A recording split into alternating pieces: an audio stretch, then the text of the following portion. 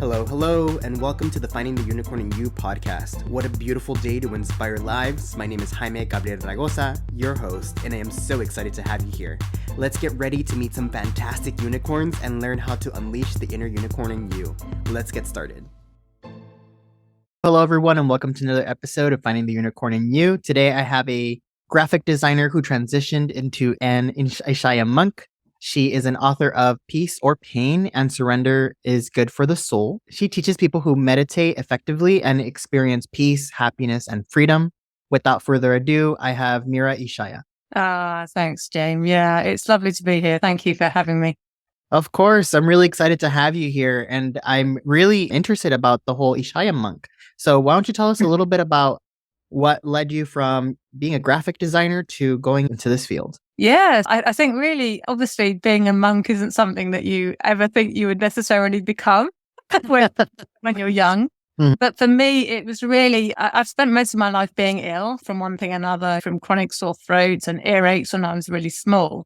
And so, yeah, I got really ill and ended up with ME. And in looking for a way to be well again, I came across this amazing teaching, the teaching of Ascension as taught by the Bright Path Ishayas. And it's like I found my tribe, like I came home. Like the people there are very quirky like me, often have been on the edge of things and rebels. Like you feel like a fish out of water in life in a way. For me, being an Ishaya has been coming home to myself and enabling me to breathe easily, to rest easily in my own skin, and actually find some excitement in my life.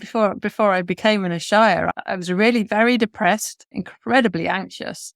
Even being able to do this interview now with you, there's no way I'd have been able to do it. I just wouldn't have wanted to be videoed for a start. I used to avoid that like the plague. So for me, really, I think it was the ill health and that burning desire for there to be more in life. So much of life just feels hard, feels stressful. And if it's not that, it's boring. And so I'm one of those people who's very curious and I'm like, there's got to be more to life than this. So I did a whole bunch of searching on reading books and going to workshops and stuff. And then it finally led me to the Ishayas. And I'm continuing to explore, but it's more of an inner journey now. Got it. And I think when I'm going to say we, but I think a lot of social media portrays monks as the robes and then shaving of their heads and in solitude, just meditating, a life of peace. So how does that differ from what social media portrays as a monk to what an actual Ishaya monk is? Very different, actually. It's sometimes we call ourselves modern day monks because although it's a very ancient practice, it's very applicable and things have changed through the decades so that in time has passed, we would have been in a monastery. And so now we're out in the world. I'm a wife, I'm a mother. As you said, I was a graphic designer. So I'm just a normal everyday person, really. And a Ishaya monk is somebody who, for a start, we don't differentiate between male and female. There's not nuns and monks. We're all monks. But it's really just the fact that we want peace, but we also want clarity. We want freedom. And we want kindness in the world. We want everyone to be able to be themselves and let go of all that judgment. So the practice that we use and teach enables you to go beyond the thinking mind so you can have a very pure, clear experience of just pure awareness and being present now. And so we prioritize that. We take vows. But for me, the vows are like no-brainer, like non-violence, non-stealing, truthfulness. They were my core values anyway. So for me, it was a very natural process to just live that, prioritize that. And that's really, for me, what an Ishaya is. That's amazing. And just having that type of lifestyle of inner peace and really wanting to just be positive and share that with others, I think is something that we all do want to achieve. And we all want to get that, but we get so distracted with materialistic things or like the grudges or people cutting us off in traffic that we lean into the anger, into the bad feelings, or not necessarily bad. I don't think feelings are bad, but the more negative feelings that kind of brings us down. Is there any things that you do to stay on the flip side and think things more positively? Yeah. So in truth, we go beyond thinking. thinking is like a roller coaster. There's positive thoughts and then there's negative thoughts. And we're like on this roller coaster through life, aren't we? And the mind, it's like the mind is running the show. And our practice is about going beyond the mind. It's the practice of ascension, which means going above or beyond. And so you can actually, in a way, we're training our mind. You go to the gym to train your muscles. It's an awareness muscle here. And we refine our awareness muscle and strengthen it through using the techniques, which are mechanical and automatic. So you haven't got to visualize anything. You haven't got to do any breathing techniques. You simply think it and you're present and with an expanded awareness. And then as you rinse and repeat, you start to sustain that experience. And so we actually do about 6 months, sometimes more training before we are able to teach the techniques, so that we're teaching from a really solid, stable place ourselves. So it's not about the concepts anymore. We all want peace. We all want love. We all want freedom, but it's going beyond that as a state of being rather than just a fleeting feeling that goes up and down. Step off the merry-go-round, off the roller coaster, and are able to be in a very grounded, spacious experience of peace and live our life from there and speak from there. So then it's like there's pure speech and pure action, not tainted by the mind's judgments. So we're actually free then to live from our values, to say yes when you want to say yes and no when you want to say no, and be kind even when someone's really rude to you, because you're not in that triggered state of being anymore. You go beyond being triggered, which is quite remarkable for me because I used to be incredibly triggered. You know, I'd flip into anger so quickly. More the anger was with the people I felt safe with. I could be ultra polite to people outside of the house, but then I'd keep my distance to them. There wasn't that sense of connection. So it's quite a lonely place to be. So I'm very grateful that I found this teaching and I'm able to access it's like a whole different operating mode. Forget the up and down. You just, and it's not boring. It's so enlivening and fresh and brand new in every moment because you're present. You're actually here. You're not listening to, essentially the voice in the head is just a radio station blaring out that we're paying attention to. And as you get a little bit of space in between you and that voice and you start to recognize that you're not that, you're the awareness of that, then it's easier. Life's easier. It's interesting that you say that because I just had an interview with someone and she was saying both you and her have the commonality of you have to take yourself out of like the forefront of where you're going and you look at the bigger picture. What she referred to it was a dream state. You're out of the physical, more in the dream state, looking at everything as a whole, so that you're not too attached to what's going on. Because I think a lot of us, like you said, we get attached with the feelings of the roller coaster up and down, but you really need to take yourself out of that, not take life so seriously and every single moment. Like it's not that big. Okay, so something happened, a minor inconvenience. It shouldn't ruin the rest of your day, the rest of your life, just because of something small.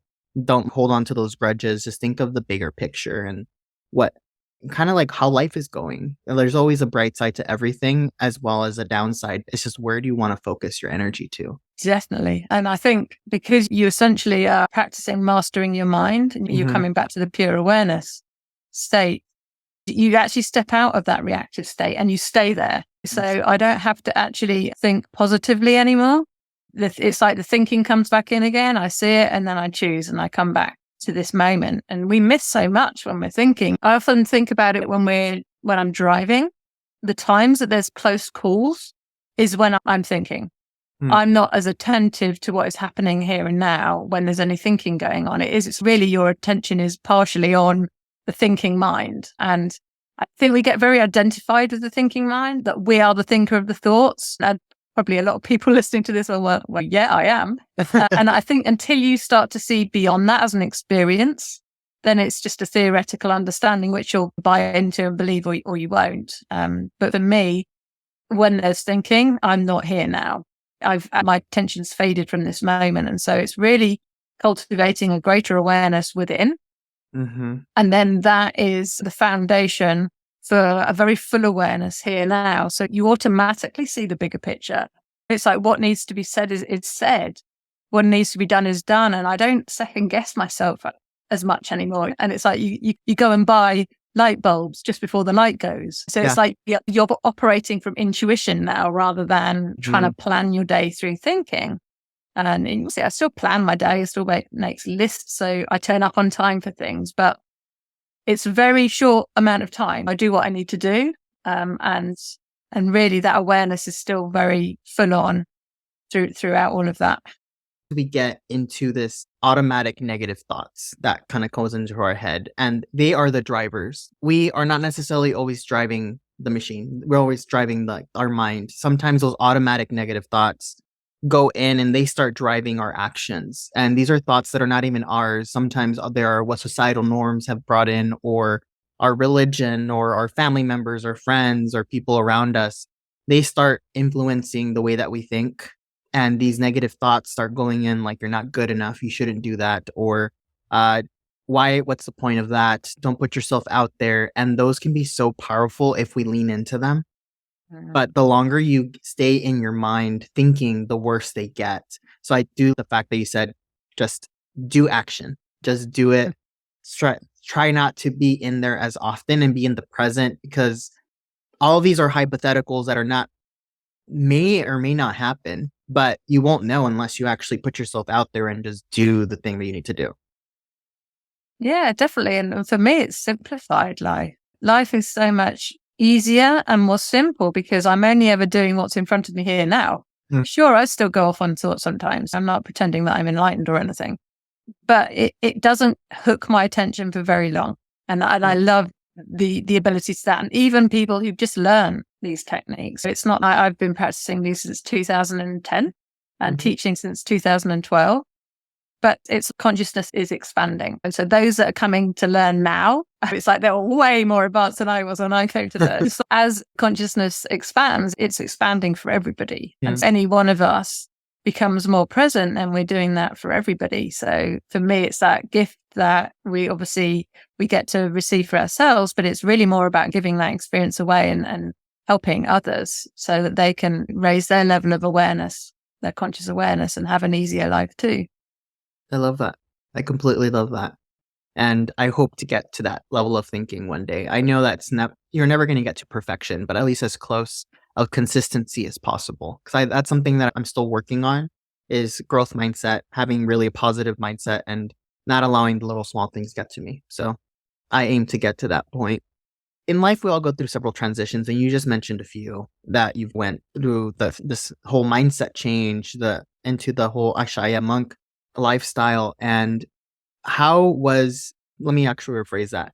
What would you say was the most shocking transition that you went through that kind of you weren't really expecting to happen? I think the hardest thing I've had to go through is when my ribs were broken. Broken ribs are horrible, but the way my ribs were broken, I was actually beaten. So it was by somebody quite close in my life. I won't say who, but so there wasn't just the physical injury, there was also the emotional, massive overwhelm with what had happened and how it had happened. And also then the fallout afterwards. You expect somebody to be remorseful and shocked and apologetic, and it was the absolute opposite. The blame was turned on me. And that's probably the hardest thing I've had to live through. It was after I'd become an Ishaya monk. So I think we can have this idea that life's going to be easy, but challenges will always come to us. But for me, I find that the challenges are what help us grow. The challenges are what show us where we're holding on to something. In a way, the world and everything in it is a mirror for us. And so this was like this was a really big event in my life that totally shook me to the core. And in actual fact, it's been an amazing thing that happened. Like, I wouldn't wish it to have not happened. I'm really grateful that it did. It actually blew open a relationship with somebody, and the relationship is now much nicer. It's much kinder. I realized I was actually, funnily enough, afraid of them before the event happened. And after, I'm no longer afraid of them, strangely, because it's like it cracked open the dynamics of the relationship and allowed it to change. And I think if I hadn't been very practiced where my attention is, and to not judge the person, but at the same time, stand up for myself. That is not acceptable. This is not happening again. So it really empowered me. It enabled me to step up and recognize where there were some dysfunctional patterns in the relationship, and say no to some things, to put some boundaries in place. And so actually the relationship now is all forgiven and moved on. And there's still some sticky patches within that relationship, but it's such a different place now than I was before, that I'm grateful that it happened. As horrible as the event was, and as traumatic as the injury was, and the emotion of surrounding it all, I'm really grateful that it happened, actually. And I think everything that's difficult in our lives, it's either a good story to tell later on, or it's something that enables us to step up and go, that's not okay, or I want this, I want more of this. I think it really helps hone our direction in life and what we actually truly want out of it.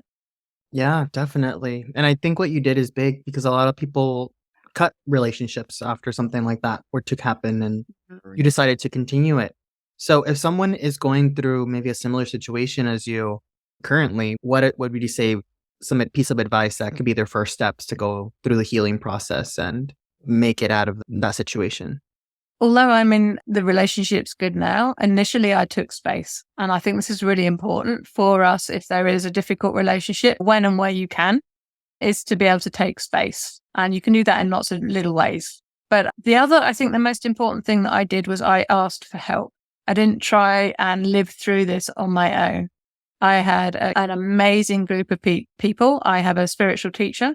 So I reached out to him. It took me 2 weeks to actually reach out to him, strangely enough, because I did go almost like into my cave, lick my wounds. I was obviously in a lot of pain. And so it was a traumatic experience to live through. But then when I really recognized I need help, I can't do this on my own. And why would I want to? And so to ask for help, but also to find your tribe, if that makes sense. Mm-hmm. To find the group of people who you haven't got to have that mask on for, that group of people who accept you exactly as you are right now, that group of people who support you, who love you, who encourage you, every eccentricity that you have, every weirdness that you have, and they love it and they want you to shine your light and keep shining your light. To find that group of people that can support you, and they might be very different from you or they might be similar to you. But for me, it's the group of people who are my tribe are all very diverse and different, from all different countries, backgrounds, languages, cultures. And yet we all have that common thread of we want kindness. We want authenticity. We want compassion. We want freedom. And so to find that group of people and to ask for help in the moment I needed it, that is, I think, will get anybody through any situation. Yeah, I agree. And sometimes asking for help is one of the hardest steps that one needs to do. It's admitting to yourself that I can't do this alone, or it's not even that you can't, you shouldn't do this alone.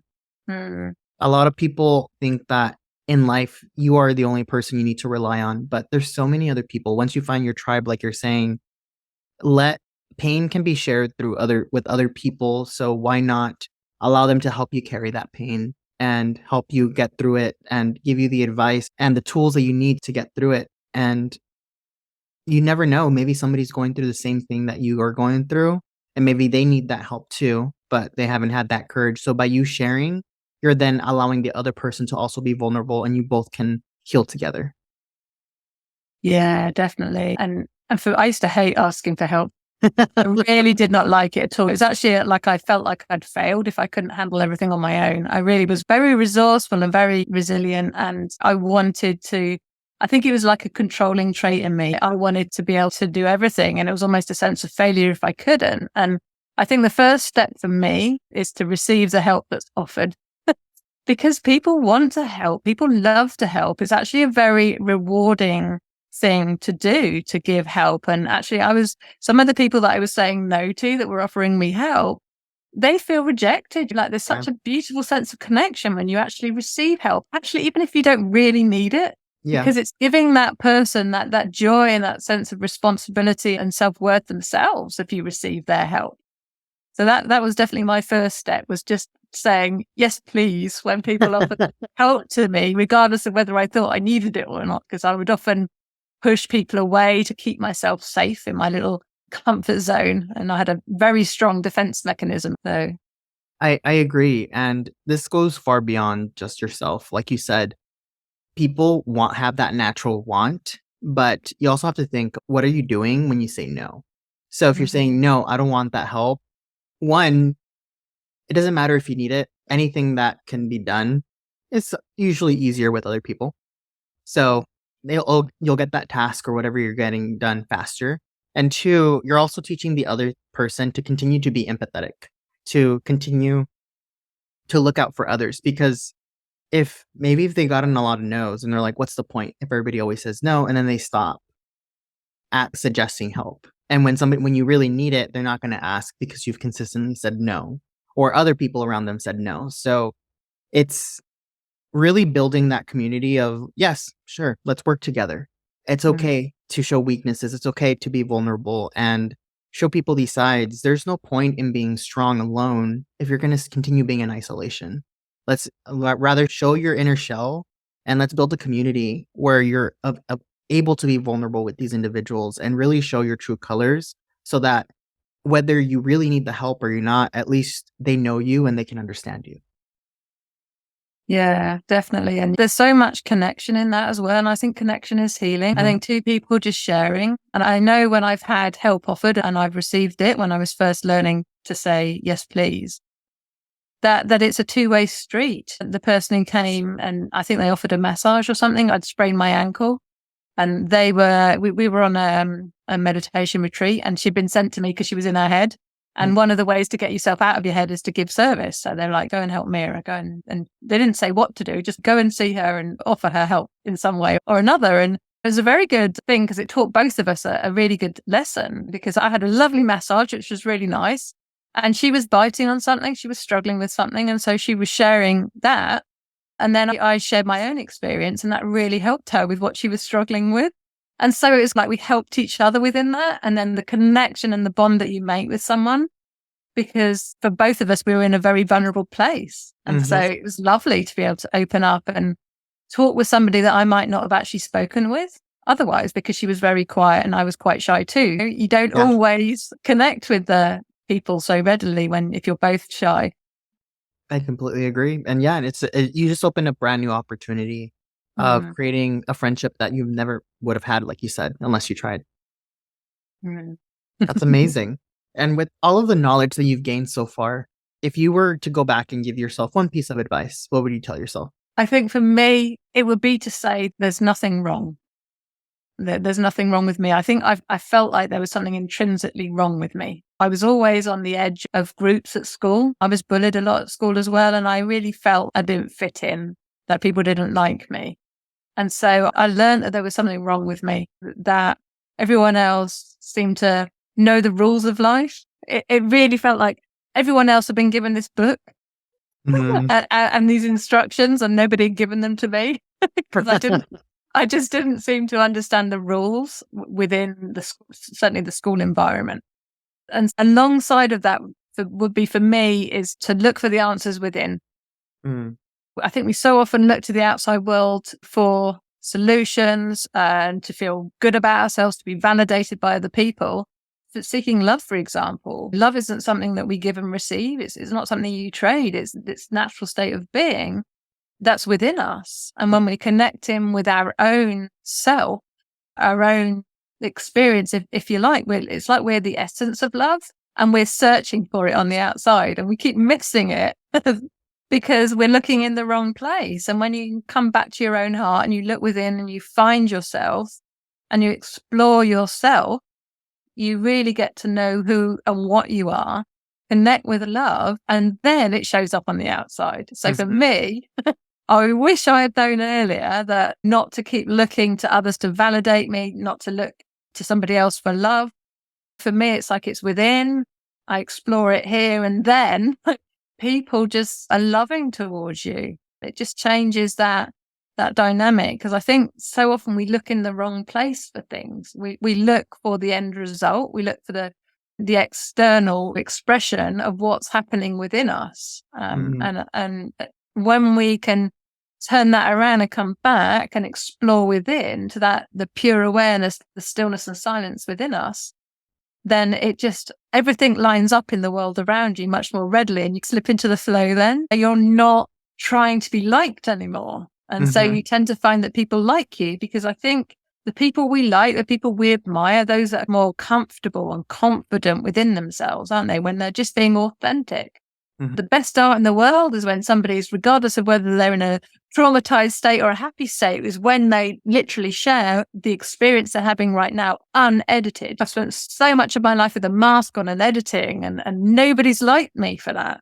And then when I took the mask off and put my heart back on my sleeve, which is where it was happier anyway, I find that people warm to me more. I'm not trying so hard to be liked and fit in. I'm more comfortable in my own skin. And that, for me, allows other people to be comfortable in their own skin. And I learned to be that way by hanging out with people who'd already learned to be that way. So it's like we learn to be that way and then we share it so others can see it's possible too.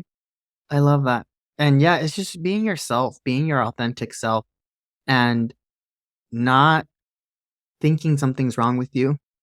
And I felt the same way. I was also bullied in high school, to the point where I even became suicidal just because I just didn't want to keep going through that. And it was really hard to navigate through life not knowing. And people wouldn't even know because I was actually very popular in high school. I was well known, but I still had a group of people that would bully me around. So I had this like mask on, like you said, pretending everything's okay, trying to blend in, assimilate. But inside it was that little sad clown face, like really showing the opposite side. So it wasn't until college when I really found who I was.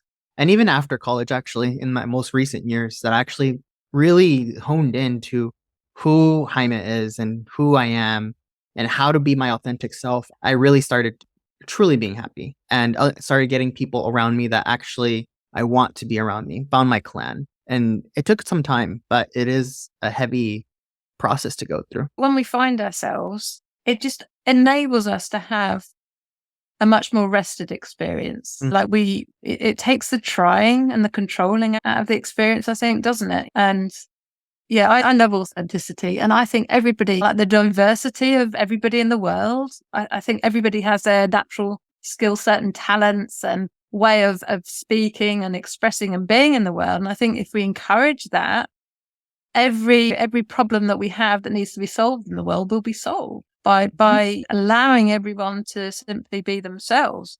Because otherwise, the school environment at the moment, it's like this cookie cutter thing, isn't it? Everybody's all robots. Like we're all having to regurgitate knowledge, and that's not wisdom. Is a heart-centered experience. And I think we have access to all the wisdom in the world when we get to know ourselves, when we get to be ourselves.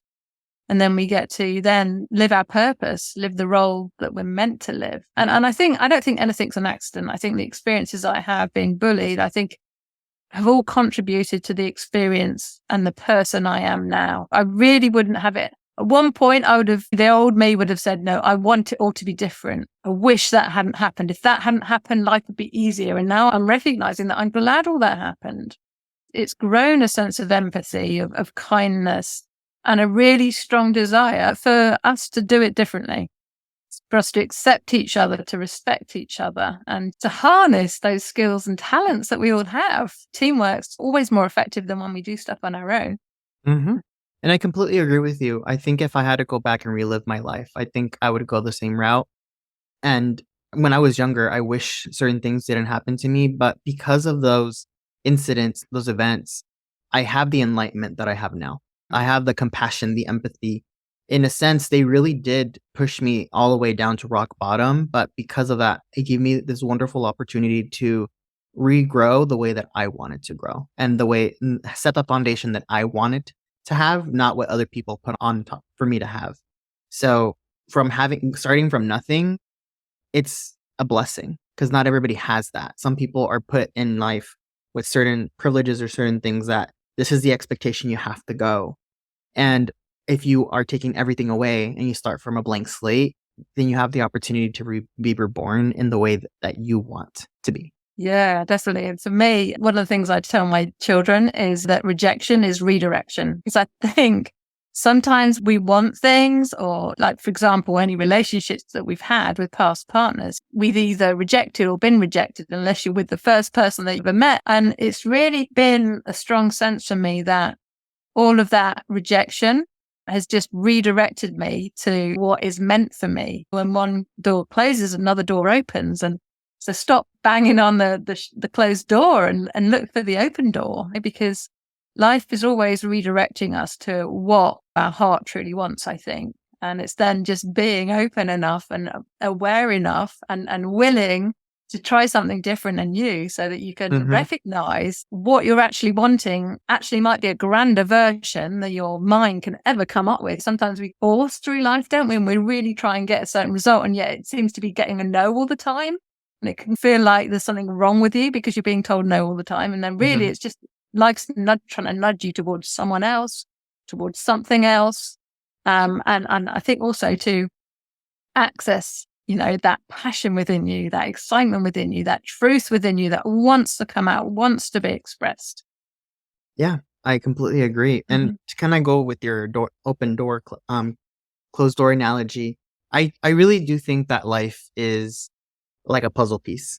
And sometimes when we're so fixated on fixing that certain piece of the puzzle, that we ignore all the other pieces that are around, where we could have fixed other pieces of the square. And I'm thinking like a 100-piece puzzle, like a very simplistic, not simplistic, the whole landscape of the puzzles, because those things can be pretty intense. But when you start with nothing and you start putting it together, and you're like, I need to fix this pieces, but it can be very overwhelming when you see all these different pieces and you're like, how do I figure it out? And you may figure it out, but it may take 10 times longer for you to get through that path that you want. And it'll be very difficult.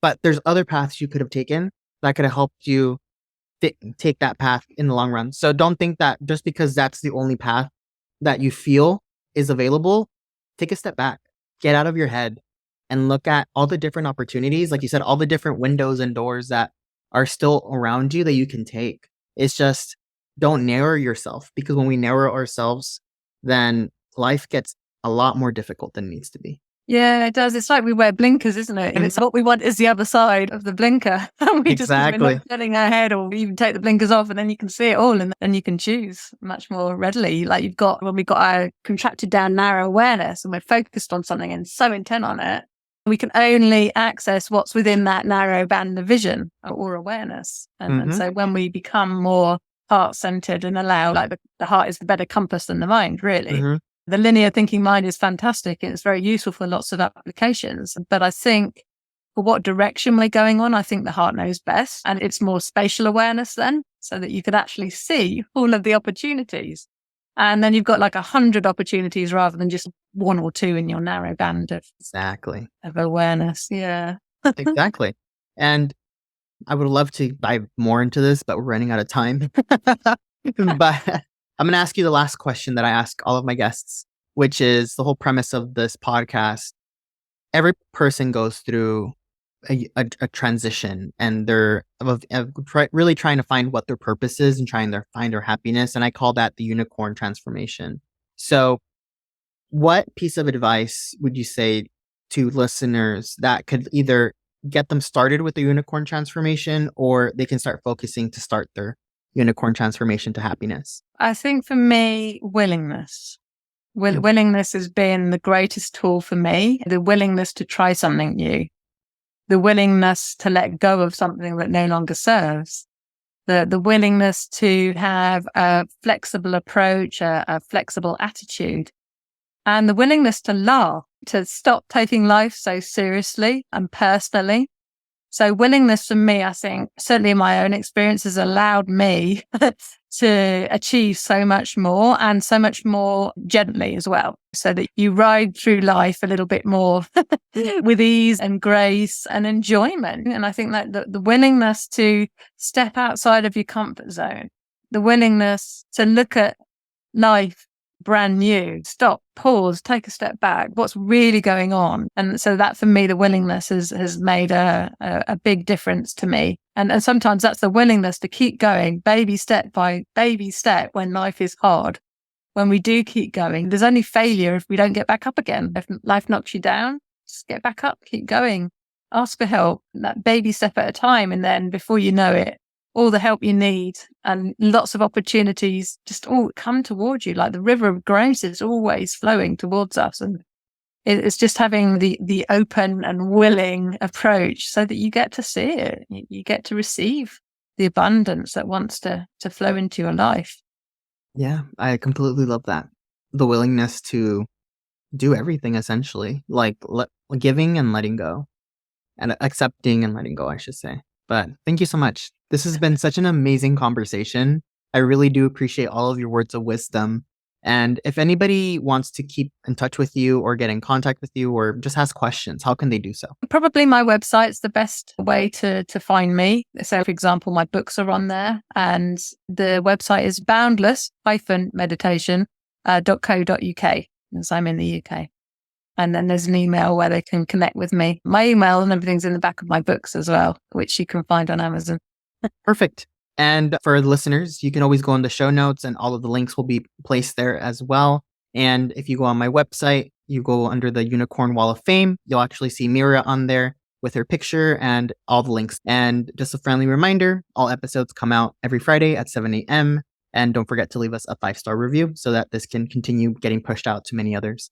Meera, thank you so much for your time and all of your wisdom, and I really appreciate everything. Oh, thank you. Yeah, it's been amazing being on here and having a chat with you. Yeah, you're very insightful, and I love what you're doing. I love the theme of your podcast. I think it's amazing to bring that, what we all want to talk about, but in a very flamboyant and creative way. It gets people's attention, it gets them to get the juices flowing and actually go for what they want. Yeah, definitely. Thank you so much. And until next time, bye.